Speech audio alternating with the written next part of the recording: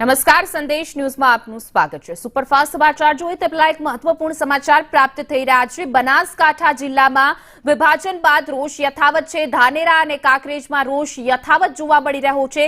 ધાનેરા હિતરક્ષક સમિતિએ બંધનું એલાન આપ્યું છે। ધાનેરા આજે સજ્જડ બંધ રહેશે, આવેદનપત્ર પાઠવવામાં આવશે। કાંકરેજમાં સતત ચોથા દિવસે વિરોધ યથાવત જોવા મળી રહ્યો છે। તો આજે બપોરે નીકળશે કાંકરેજ અસ્મિતા રેલી। છેલ્લા 2 દિવસથી કાંકરેજના બજારો બંધ જોવા મળી રહ્યા છે।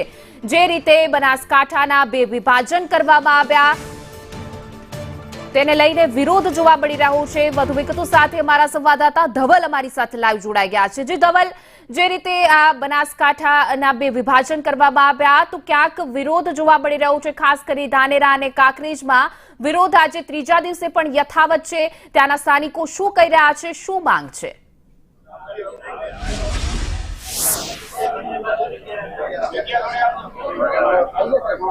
ચોક્કસથી જે પ્રકારે બનાસકાંઠા જિલ્લાનું વિભાજન થયું ને તે બાદ વાવ-થરાદ નવો જિલ્લો જાહેર કરાયો છે। મહત્વની વાત છે કે વાવ-થરાદ જિલ્લામાં હવે ધાનેરા અને કાંકરેજ તાલુકાનો પણ સમાવેશ કરી દેવાયો છે। 8 માંથી 8 તાલુકાઓનો જે સમાવેશ કરાયો છે તેમાં ધાનેરા અને કાંકરેજનો પણ જે પ્રકારે સમાવેશ કરાયો છે અને તેને લઈને ક્યાંક વિરોધ જોવા મળી રહ્યો છે।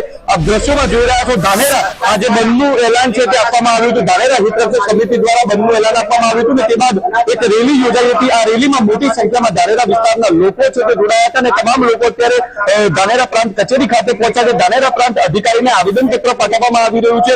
ધાનેરા હિતરક્ષક સમિતિ દ્વારા આ આવેદનપત્ર પાઠવવામાં આવી રહ્યું છે અને માંગ કરવામાં આવી રહી છે કે ધાનેરાને બનાસકાંઠામાં જે સામેલ રાખવામાં આવે। જે પ્રકારે બનાસકાંઠામાં ધાનેરાનો સમાવેશ હતો, પરંતુ અત્યારે જે પ્રકારે વાવ-થરાદ જિલ્લામાં તેનો સમાવેશ કરાતા અત્યારે લોકોમાં ભારે રોષ છે તે ભભૂકી ઉઠ્યો છે। આપણી સાથે કેટલાક આગેવાનો છે, તેમની સાથે સુધી વાત કરવાનો પ્રયાસ કરીશું। શું કહો છો માવજીભાઈ, અત્યારે જે પ્રકારે રેલીમાં મોટી સંખ્યામાં લોકો જોડાયા છે, અત્યારે પ્રાંત કચેરી ખાતે આવેદનપત્ર પાઠવવામાં આવ્યું છે? સમગ્ર ધાનેરાની પ્રજાનો એક જ અવાજ છે કે અમારે બનાસકાંઠાની અંદર જ રહેવું છે અને બનાસકાંઠા બધી જ રીતે અનુકૂળ છે।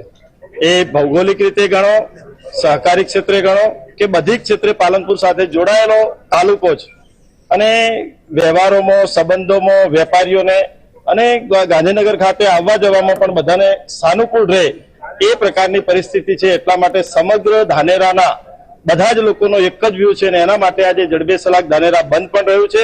અને આપ જોઈ શકો છો કે ખૂબ મોટી સંખ્યાની અંદર ધાનેરા તાલુકા શહેરમાંથી બધા જ લોકો આવી અને આને સમર્થન આપ્યું છે।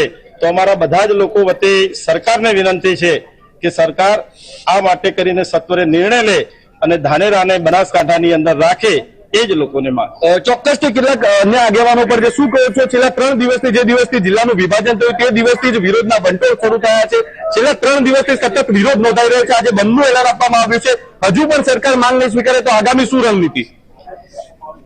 ધાનેરા તાલુકા હિત રક્ષક સમિતિ જે રચના થઈ છે ધાનેરા તાલુકાના હિત માટે, અને આની અંદર આખા ધાનેરાના લોકો પ્રજાઓ જોડાયેલી છે। તો ધાનેરા તાલુકાને બનાસકાંઠામાં રાખવામાં આવે એ લોકો એનું એ જ હિત રહેલું છે। એના માટે આ પ્રથમ કાર્યક્રમ છે કે આખું ધાનેરા નગર બંધ રહ્યું છે અને બધા લોકો સ્વયંભૂ એમાં જોડાયેલા છે। તો સરકારને પણ પ્રાર્થના છે કે આનો પોઝિટિવ જવાબ સત્વરે આપે અથવા તો પ્રજા આના માટે આગળ બધા પણ કાર્યક્રમો આપવાની છે। પ્રજા આના માટે તૈયાર છે। રોડ ઉપર આપવું પડશે તો પણ પ્રજા આખી રોડ ઉપર આવી શકશે। જે પ્રકારે મોટી સંખ્યામાં લોકો જોડાયા છે, અનેક આગેવાનો છે, શું કહો છો ડામરાજી? તમામ જે આગેવાનો છે રાજકીય હોદ્દાઓ ભૂલીને અત્યારે એક મંચ પર જોવા મળી રહ્યા છે।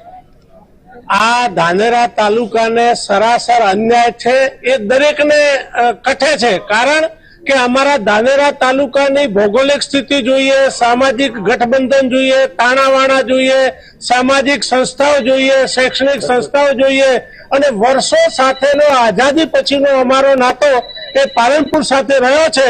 માટે બંધ બારણે પ્રજાના મંતવ્યો જાણ્યા વગર, પંચાયતોના મંતવ્યો જાણ્યા વગર, અમારા સ્થાનિક MLA ને પણ વિશ્વાસમાં લીધા વગર આવું કોઈ પણ નિર્ણય લેવામાં આવ્યો હોય તો ધાનેરાની સમગ્ર જનતાને થરાદ જવું ઘણું મુશ્કેલ છે। કારણ કે 80% લોકોએ તો થરાદ ક્યાં આવ્યું એ જોયું પણ નથી।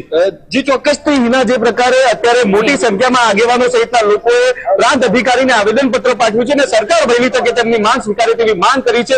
જો માંગ નહીં સ્વીકારે તો આગામી દિવસોમાં ઉગ્રમાં ઉગ્ર આંદોલન કરવાની ચીમકી ઉચ્ચારી છે। જી ના, જી ધવલ, અમારી સાથે જોડાવા બદલ આપનો ખૂબ ખૂબ આભાર।